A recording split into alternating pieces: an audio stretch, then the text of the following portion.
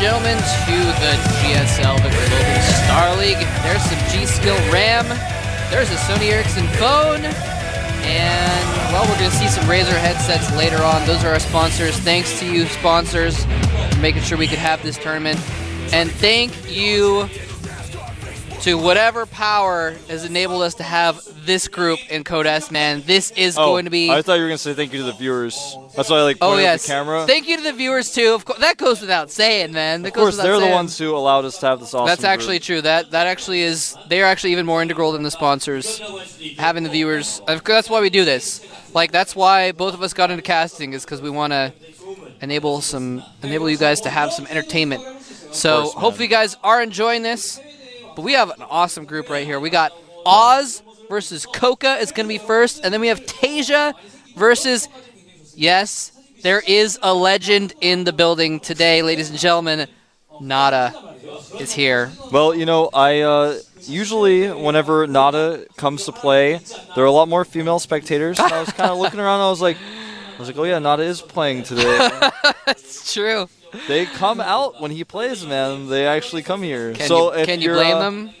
You know, if you're like a single guy in Seoul, you want to meet some ladies, come and then like beat Nada in the GSL, and everyone will like you. Actually, no. Then all the girls won't like you. They'll chase you, but it won't be a good thing. Okay, let's just put it that way. You've got to come and like be Nada's practice partner and help him win, and then they'll like you, I guess. I don't know. You have to help make them a cheerful. You write, I love Nada too, and they're like, oh, this guy thinks the same as me. Yep. You have to bond with her that way. There you go. There you go. It's like, I'm going to write a book on how to hit on Nada fangirls.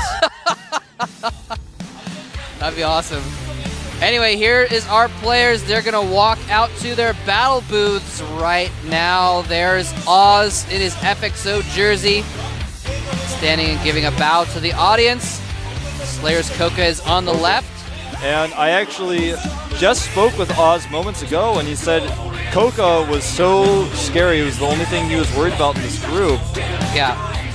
And we'll talk more about why in just a moment, because there is Slayer's Tasia, a really cool guy on the left, and OGS Nada, cool Red Nada, the Tornado Terran, the Genius Terran. Sorry, you're trying to talk about the games, and I'm like, no, I love Nada. Don't you know? Don't you realize?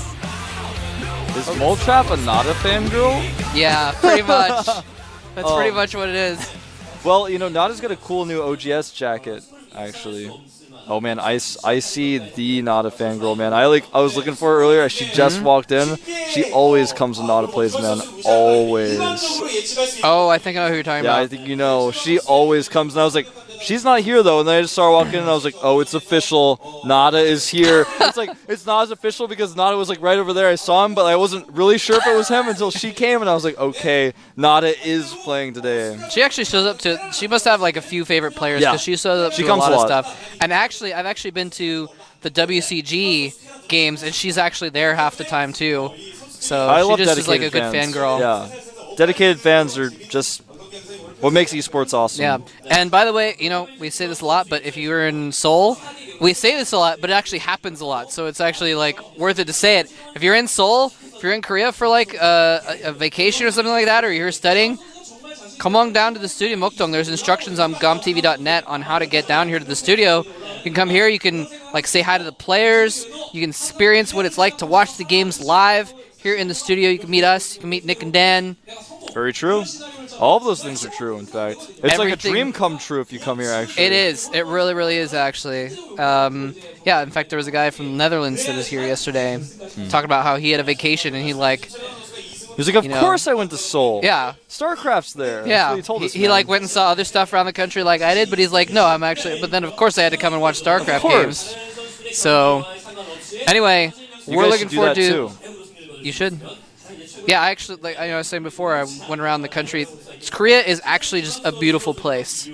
It's actually just a beautiful place. Everywhere I went, there's a lot of really nice scenery.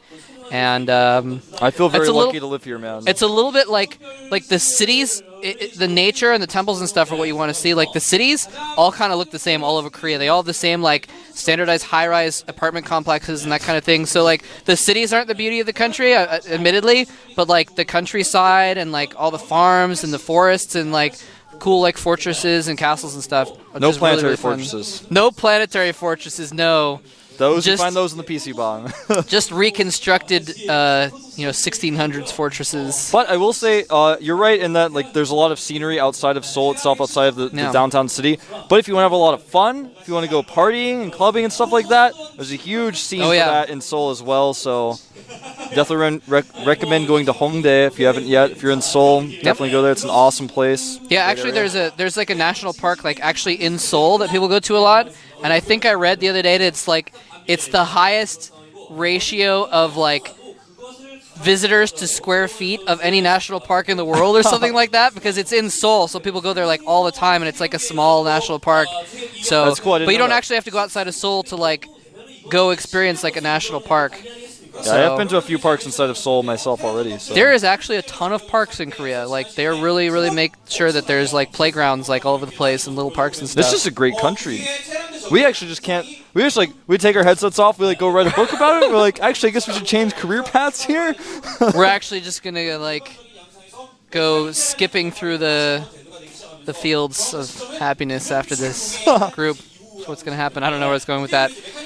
Anyway. Our first map is going to be Belshire Beach. Let's talk about StarCraft a little bit. Yeah, our first map's going to be Belshire Beach. We're going to be watching Oz versus CoCa first up, I believe. Yeah. So, yep, that's indeed who we are going to see. That is it. And I think Oz may have had some problems with his equipment. He's just now joining the game, but... So, I left you guys hanging earlier. I was like, we're going to talk about why he's scared in a moment. The reason why, Oz and CoCa played. They played in an ESV tournament. Not that long ago, and Oz actually lost to CoCa 2-1 in that tournament. So even though Oz showed us some beastly Protoss versus Zerg in his Code A run, he apparently had some trouble at the same time. He had some trouble with Curious, CoCa. yeah, as well. And Curious, of course, yeah. Curious just obliterated everyone in that Code A, though. He didn't drop a set, man. Well, when I went to talk to Oz, he was actually one of my good friends. I went and said, how do you feel? And he said he put his head in his hands and said, CoCa 100% against Protoss. 100%. He just kept repeating that. And what? It's true. CoCa's, his win rate's not 100%. No, it's Protoss. like 60 or something. But his Protoss versus Zerg versus Protoss is so good, and it's actually considered by Koreans to be some of the best in the world. It's so good that Koreans are scared of this guy. When any Protoss sees him, they're like, I don't know, this guy's got a lot of different tricks up his sleeve. He's got good timing attacks. He's got good infestor timings. His infestor timings, watch out for those, man. Well, and that also means that this is an extremely important game for CoCa because he sucks against the other two races. So he's going to have a really hard time against Nada and Tasia to get that, because you need to win 2 games in the group. And if he doesn't win against a Protoss player, which he's strong against, then he's really going to have a tough time beating 2 Terrans, which he's not very strong against. Very true, and especially not just any 2 Terrans, Tasia and Nada. It's not like he's playing against an inconsistent Terran or anything like that. He's playing against some of the best. And Nada is actually the definition of a consistent player. Oh, yeah. He had his worst run last season, but other than that, man, he's always been consistent. Well, some players you're like, oh, he's pretty consistent. He's been doing well for like 3 or 4 seasons straight. Nada's been doing well for 10 years. He has not had a major... he's had like some slumps, but he's never gotten like really bad for like 10 years solid. He started playing in like 02 and Brood War or something like that, and he's never had a time where you could brush him off. He's never had a time where he went for like a really long time where he wasn't in any Star Leagues or anything like that. Yeah. He is, like you said, the most consistent pro gamer ever. Very true.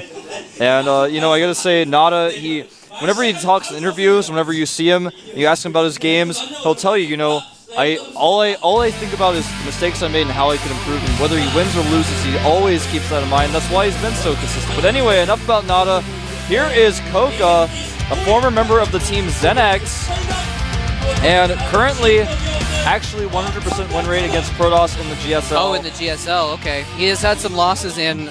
That must have been what he's talking about. He's had losses in other tournaments outside of the GSL. Right, yeah, he definitely did have a 100% win rate against Protoss in the GSL. He made it to the round of 8 last season. Pretty impressive results there. And he's a scary guy. He's got a lot of different builds.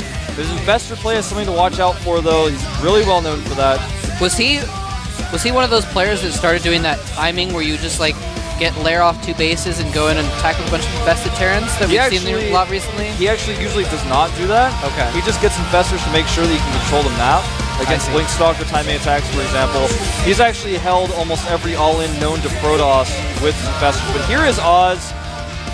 Oz, who's held every all-in known to Protoss by Zergs as well. He's just really good against that kind of play. He actually holds so many different all-ins. He's the guy who will make 2 pylons before a Forge and a Nexus. He'll make his Forge on the high ground on a 2-player map and still hold StarTale Superstars all in. That's this guy, man. This guy is so good in practice. When he practices on specific maps, he has got the builds set. He will not make a mistake. Not at all, no chance. Nobody know how, as the guy who guards the door of the Wizard of Oz would say. Oh man, you were telling me about that the other day and I was like, I haven't seen that movie in 20 years, Wolf. You're like, I gotta show it to you on YouTube. That's a good movie, man. I gotta tell you something about YouTube in just a minute, actually, but we're gonna get started with game number 1 of this group. The man of 100% ZVP record, Slayer's CoCa. Can FXO Oz grasp his first win and break the record? We're gonna find out right now. Epic Zerg versus Protoss incoming right here on Belshire Beach, here at the GSL Code S round of 32.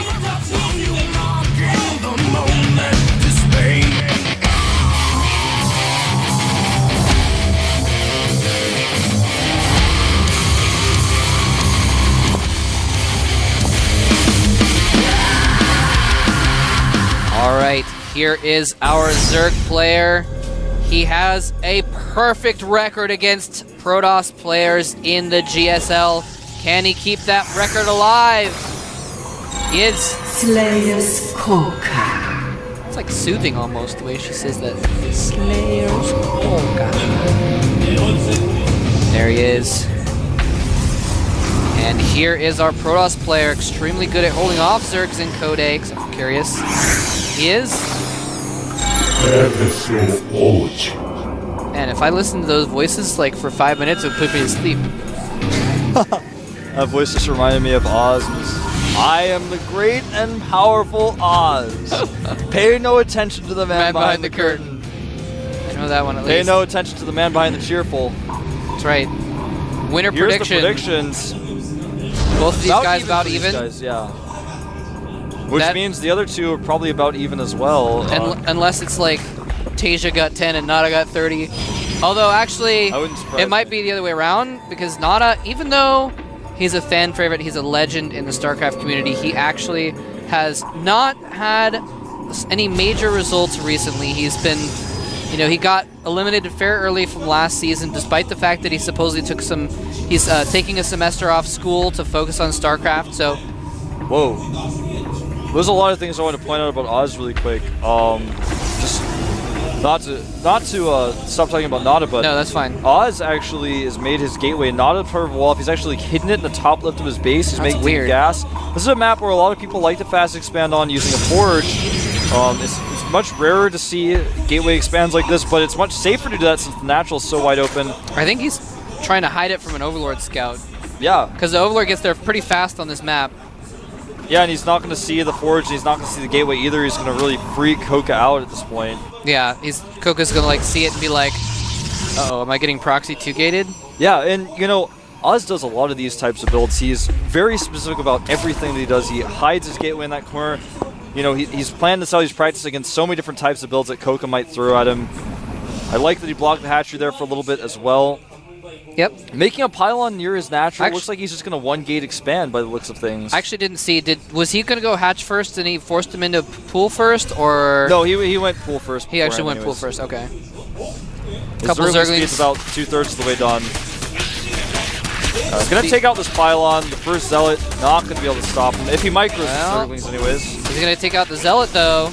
Well, with the Stalker here. Nope. Doesn't get anything. Nicely held by Oz. This is a build that's becoming more popular, the 1-gate expand versus Zerg. They're actually going to make a second gateway, though, as part of this wall-off. This reminds me, actually I'm thinking of it, didn't Oz play a game against Curious on this map that was kind of similar, where he had this kind of wall? Yeah, very similar. Oh, he's trying to go in. Not going to work. Oz is already prepared. He even has a sentry here. Might trap some of these Zerglings. Oh, the pylon is at 2/3 health, though. Force field forces the Zerglings off of it. Nice. Yeah, deciding not to trap them, but instead to just push them away. He's going to have 3 gateways finishing up pretty soon. He's probably going to make that Nexus very soon as well. He's actually trying to target on that pylon. Not going to succeed. Nope. And in fact, CoCa has stopped Zergling production, though, is going into total drone production at this point. Sentry's going to try to chase an Overlord down, but he's going to stand on top of the little plateau, the little peg up there. He's like, suddenly you can't see me.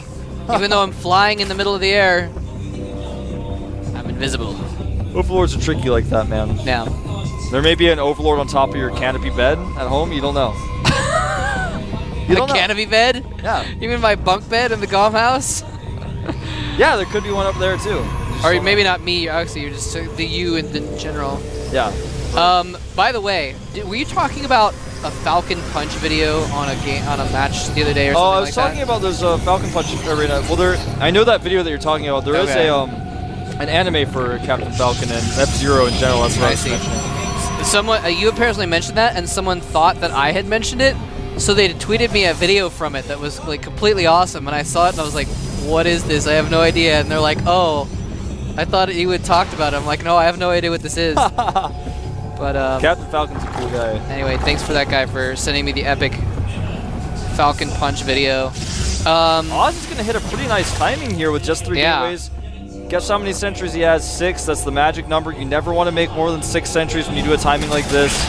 But that pylon that was weakened from earlier is going to be damaged slightly here. And he's going to probably plant down a... Nope, not going to have to plant down a force field. Probe is along with that army. He wants to push here and punish CoCa if he's being too greedy. In this case, CoCa has gotten a fast lair, but still has a decent amount of units out. He's got 14 more Zerglings on the way. He's trying to buy time with the Zerglings he has out on the map. Yeah, catch reinforcements. He's got 2 spine crawlers coming up as well, and they're gonna just complete. Yep, there they are. Oz may even cancel this pylon. Decides not to. Oh wow, a little bit of a altercation with a sentry on the left that we missed there. But he's going to be able to start warping in units at the front there. Now, CoCa is threatening to counterattack, though. And Oz has all of his units forward now, so if CoCa does counter with some Zerglings, it could be bad. Well, he has such a small force of Zerglings. The thing is, you know, he's gonna actually kill the sentry over here. That's fine. Just killed that sentry. Oz can just warp in some units to defend and be totally okay. He even has the sentry back home as well. Oh, this attack by Oz, though, I think is a really bad choice. I don't know why he's deciding to do this. So many Zerglings. There's an absolute swarm of Zerglings. They're going to surround from the other side as well and kill all the sentries except that one. He gets hunted down.